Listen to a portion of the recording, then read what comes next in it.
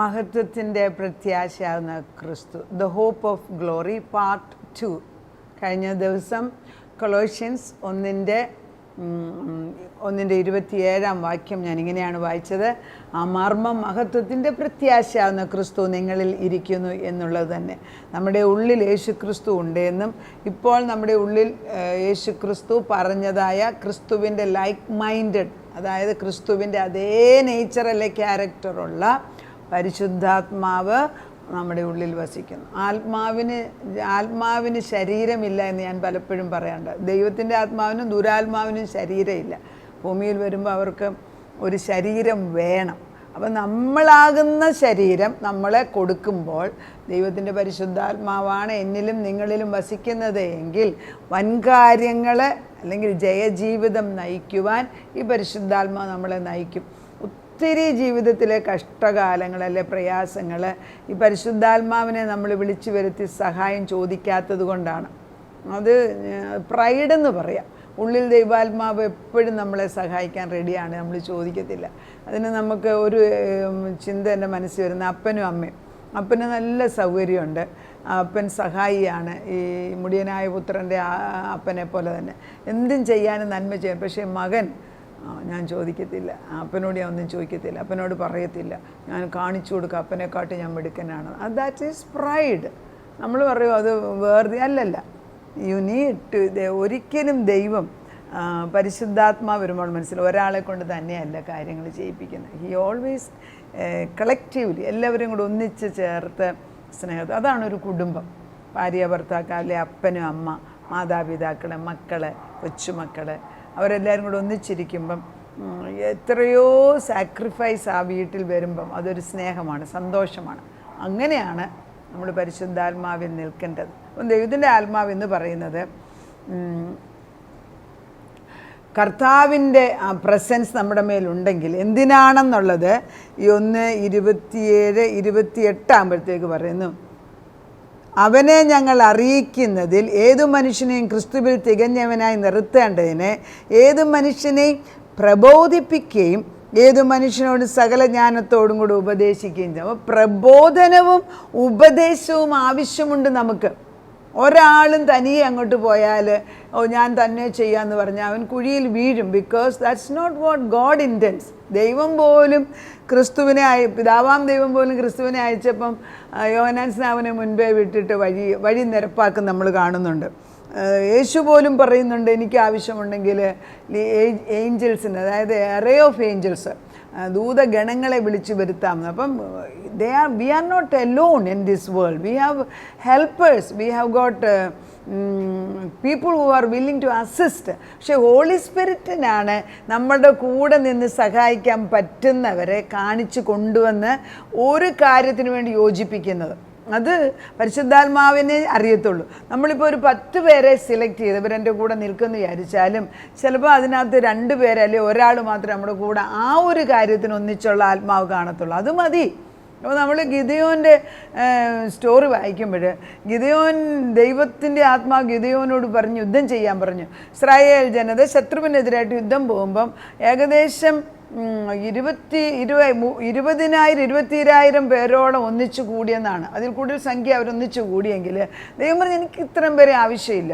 പിന്നെ അവസാനം പേടിയുള്ളവരും ഇതിന് ഭവനത്തിൽ പോകണമെന്ന് ആഗ്രഹമുള്ള പോകാൻ പറഞ്ഞപ്പോഴത്തേക്ക് ഏകദേശം കുറേ ആളുകൾ പോയിട്ട് 300 ചില്ലുവാനും ആളുകളെ തിരഞ്ഞെടുത്തത് പട്ടി വെള്ളത്തിൽ ചെന്ന് വെള്ളം കുടിക്കുന്നത് പോലെ കുടിക്കുന്നത് കണ്ടിട്ട് അങ്ങനെയുള്ളവരെ മാത്രമാണ് തിരഞ്ഞെടുത്ത് ഈ ജോലിക്ക് വേണ്ടി യുദ്ധത്തിന് വേണ്ടി. നമ്മൾ ചിന്തിച്ച് നോക്കിയേ, ഇത്രയും വലിയ ശത്രുവിനെതിരായിട്ട് പോകാൻ നേരത്തെ ദൈവം പറയുന്നു എനിക്കധികം പേരെ ആവശ്യമില്ല. കാരണം യൂണിറ്റി, ഐക്യത വന്നില്ല എങ്കിൽ നമുക്കൊന്നും ചെയ്യാനൊക്കത്തില്ല.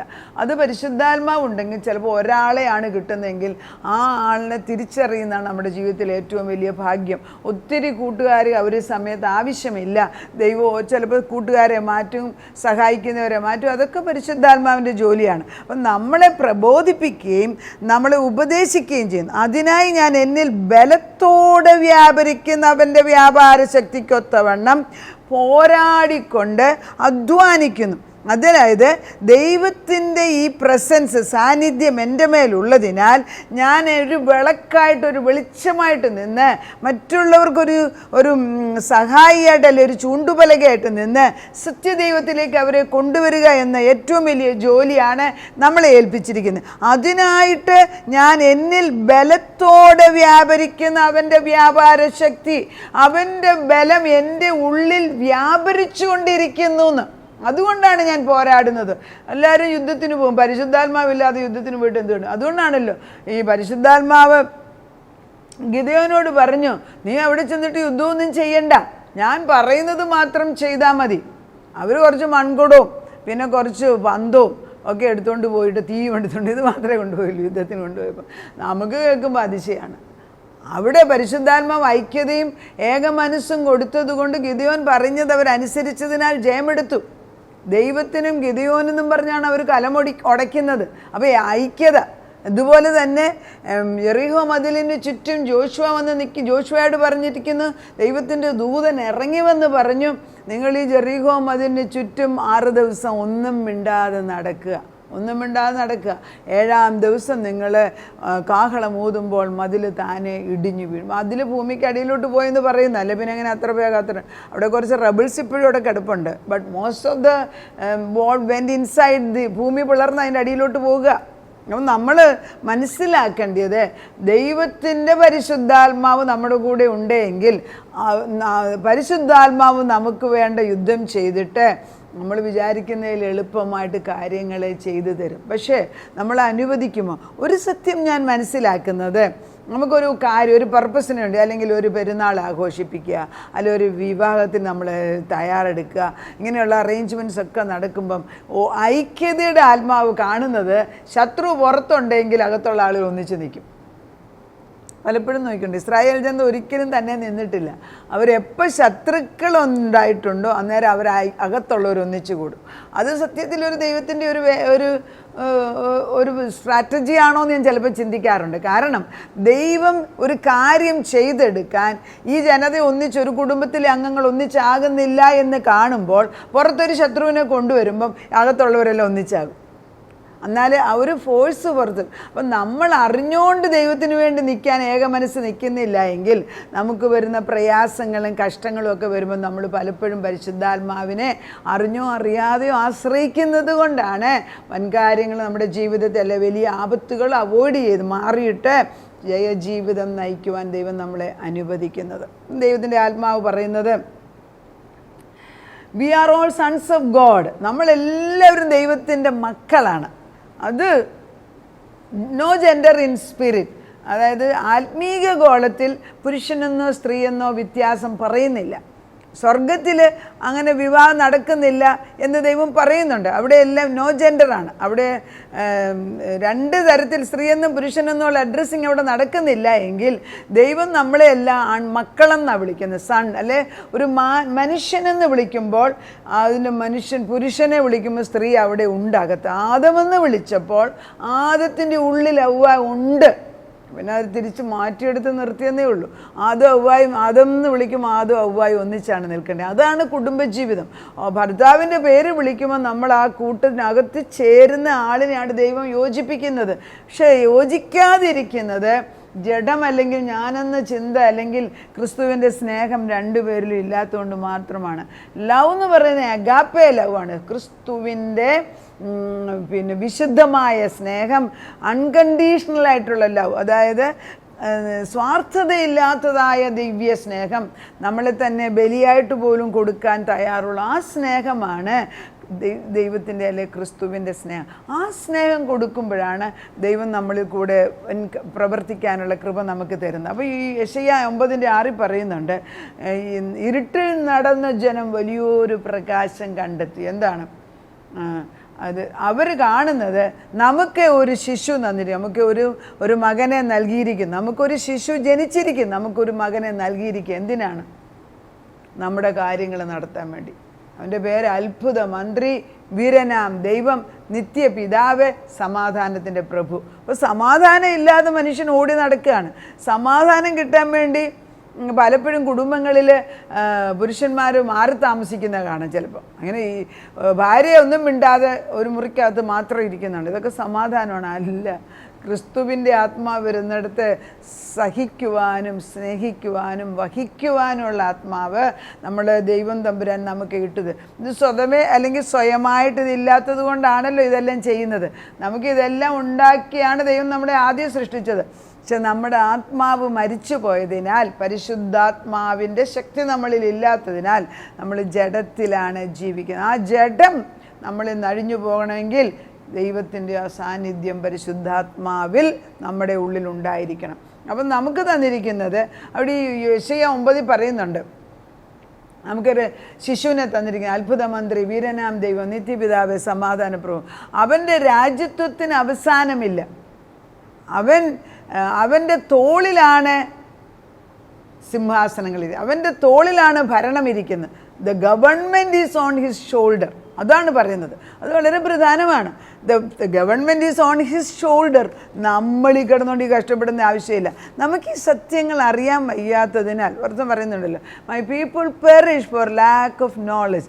എനിക്ക് ഈ സത്യം, നിങ്ങൾക്ക് ഈ സത്യം അറിയാത്തതിനാൽ നമ്മൾ വീട്ടിൽ കിടന്ന് ബഹളം വെക്കുകയാണ്. യെശയ്യാ 9 ഇങ്ങനെയാണ് പറയുന്നത്, അവൻ്റെ ആധിപത്യത്തിൻ്റെ വർധനയ്ക്ക് 9:7 സമാധാനത്തിന് അവസാനം ഉണ്ടാകില്ല. പിന്നെ പറഞ്ഞത്, സൈന്യങ്ങളുടെ യഹോവയുടെ തീഷ്ണത അതിനെ നിവർത്തിക്കും. കർത്താവ് യാക്കോബിൽ ഒരു വചനം അയച്ചു, അത് ഇസ്രായേൽമേൽ വീണുമിരിക്കുന്നു. ദൈവം ഒരു വചനം അയച്ചാൽ അത് പ്രവർത്തിക്കുക തന്നെ ചെയ്യും. ദാവീദിൻ്റെ സിംഹാസനത്തിലും അവൻ്റെ രാജ്യത്വത്തിലും ഇന്നു മുതൽ എന്നേക്ക് അവൻ അതിനെ ന്യായത്തോടും നീതിയോടും കൂടെ സ്ഥാപിച്ച് നിലനിർത്തും. ദൈവം പറയുന്നത്, ദാവീദിൻ്റെ സിംഹാസനം നമുക്ക് വേണ്ടി തുറന്നു വെച്ചിരിക്കുകയാണ്. സ്വർഗത്തിലൊരു രാജാവിൻ്റെ പദവി തന്നെയാണ് ദാവീദിൻ്റെ മകനായിട്ടാണ് യേശുക്രിസ്തു വരുന്നത്. അപ്പം അവൻ്റെ ആധിപത്യത്തിൻ്റെ വർധനയ്ക്കും സമാധാനത്തിനും അവസാനമില്ല. ദൈവം നമ്മുടെ ഉള്ളിൽ വന്ന സമാധാനം ഇല്ലാതിരിക്കത്തില്ല. നമ്മൾ ഈ ആവശ്യമില്ലാത്ത പലതും എലിമിനേറ്റ് ചെയ്യണം, എടുത്തുകള നേരം വെളുക്കുമ്പം ആവശ്യമില്ലാത്ത ചിന്തകൾ വരുന്ന എടുത്തു കളഞ്ഞേച്ച് concentrate on one thing. Lord, let this day be a day to bring glory to you. നിൻ്റെ മഹത്വം കാണിക്കാൻ വേണ്ടിയുള്ള ദിവസമാക്കി ഇന്ന് മാറ്റണം. അങ്ങനെ നമുക്ക് പ്രാർത്ഥിച്ചാൽ ദൈവം നമ്മളെ നടത്തും, വൻകാര്യങ്ങൾ നമ്മളെ കൊണ്ട് ചെയ്യിപ്പിക്കും. മഹത്വത്തിൻ്റെ രാജാവായ ക്രിസ്തു നമ്മുടെ ഉള്ളിലാണ് വസിക്കേണ്ടത്, പുറമേ അല്ല, അടുത്തുപോലും അല്ല, അകത്ത്. അങ്ങനെ സംഭവിക്കട്ടെ. അത് ചോദിച്ചാൽ ദൈവം അത് ചെയ്തു തരും. നമുക്ക് പ്രാർത്ഥിക്കാം. നല്ലവനും വിശ്വസ്തനുമായ ദൈവമേ, മഹത്വത്തിൻ്റെ രാജാവാകുന്ന ക്രിസ്തു ഞങ്ങളുടെ ഉള്ളിൽ വസിക്കുന്നു. പലരും, അയ്യോ ഞാൻ പാപിയാണ്, മഹാപാപിയാണ്, ഞാൻ പ്രാർത്ഥിച്ച ദൈവം കേൾക്കുമോ, എന്നോട് ദൈവത്തിന് ഇഷ്ടം തോന്നുന്നില്ല എന്നൊക്കെയുള്ള നുണയുടെ അടി കിടക്കുന്നവരെയൊക്കെ എൻ്റെ ദൈവമേ, ദുഷ്ടപിശാചിടുന്ന നുണകൾ കർത്താവ് പറയുന്നുണ്ട് യോഹന്നാൻ്റെ 8:44, അവൻ നുണയനാണ്, നുണയൻ്റെ പിതാവുമാണ്, അവൻ കൊലപാതകിയാണെന്ന്. എന്നിട്ട് നമ്മൾ ഈ നുണ മാത്രം സ്വീകരിക്കും. പലപ്പോഴും ഞങ്ങളുടെ ആ നല്ല ഹൃദയം, ആ വെളിച്ചമുള്ള ഹൃദയത്തെ ഈ വേണ്ടാത്ത ചിന്തകൾ കൊണ്ട്, കറുത്ത ഷാഡോ കൊണ്ട് ഞങ്ങളത്, അതായത് കരിവാളിക്കുന്ന ഒരു നിറമാക്കി മാറ്റുന്നത് പിശാചിൻ്റെ തന്ത്രമാണ്. അതുകൊണ്ട് ഞങ്ങളുടെ ഹൃദയത്തെ ഇന്ന് ശുദ്ധമാക്കി ഇന്നേ ദിവസം അപ്പച്ചനെ അനുവദിക്കുന്നതിന് മാത്രമായിട്ട് വാതിൽ തുറക്കട്ടെ, മറ്റെല്ലാം അടഞ്ഞു പോട്ടെ. പക്ഷേ എലിമിനേറ്റ് ആൻഡ് കോൺസെൻട്രേറ്റ്. ദൈവഹിതത്തിന് ചേരാത്തതെല്ലാം അഴിഞ്ഞു പോകട്ടെ അപ്പച്ച. ദൈവഹിതത്തിന് ചേരുന്നത് മാത്രം ഞങ്ങളുടെ ഭവനത്തിൽ കൊണ്ടുവരാം കർത്താവേ. അവിടുന്ന് ഒരു വാതിൽ അടച്ചാൽ ആർക്കും അത് തുറക്കാനൊക്കത്തില്ല. അവിടുന്നാണ് വാതിൽ തുറക്കുന്നതെങ്കിൽ വേറൊരാൾക്കും അത് അടയ്ക്കാനും ഒക്കത്തില്ല. ഇന്നേ ദിവസം നിൻ്റെ നാമത്തിൽ ഞങ്ങളൊരു പുതിയ വാതിൽ തുറന്നു കൊടുക്കുന്നു. പരിശുദ്ധനായ ദൈവത്തിൻ്റെ സാന്നിധ്യം, പരിശുദ്ധാത്മാവിൻ്റെ നിറവിൽ ഞങ്ങളുടെ ഉള്ളിലേക്ക് പ്രാവ് പോലെ അകത്തു കടന്നു വന്ന് ഞങ്ങളുടെ ഉള്ളിൽ വസിച്ച് ഇന്ന് ജീവിതം അനുഗ്രഹമാക്കി തരണമേ. എന്തെല്ലാം പ്രയാസം വന്നാലും സഹായിയായിട്ട് പരിശുദ്ധാത്മാവുണ്ട് എന്ന് വ്യക്തമായിട്ടും അവിടുന്ന് പഠിപ്പിക്കുന്നതിനാൽ ഞങ്ങളുടെ ആവശ്യങ്ങൾ നിന്നോട് പറഞ്ഞ് തീർക്കാൻ ഞങ്ങളെ പഠിപ്പിക്കണം. നാഥാ, ഞങ്ങൾ നിൻ്റെ മുഖം കാണുമ്പം ഞങ്ങളോട് നീ പറയുന്നത്, ഞങ്ങൾ ഒരിക്കലും നിൻ്റെ മുഖത്തേക്ക് നോക്കുന്നവർ ഒരു നാളും ലജ്ജിച്ച് പോകുകയില്ല. കർത്താവേ, ഞങ്ങൾ നിൻ്റെ മുഖത്തേക്ക് മാത്രം നോക്കുന്നു. അതിനായി അല്പം കൃപ തന്നാട്ട് അപ്പച്ച. അതിന് മുമ്പിൽ വന്നിരിക്കുമ്പോൾ സമാധാനവും കൊണ്ടും സ്നേഹം കൊണ്ടും അപ്പച്ചൻ്റെ പ്രൊവിഷൻ, അപ്പച്ചൻ വേണ്ടതായ കരുതലോടുകൂടി ഞങ്ങളെ പരിപാലിക്കുന്നുള്ള ബോധം ഇട്ട് തന്ന് ജീവിപ്പാൻ പഠിപ്പിച്ചാട്ട്. പ്രാർത്ഥന കേട്ട് ഉത്തരം തന്നതിന് നന്ദി. യേശു ക്രിസ്തുവിൻ്റെ പൊന്നുനാമത്തിൽ തന്നെ. ആമേൻ.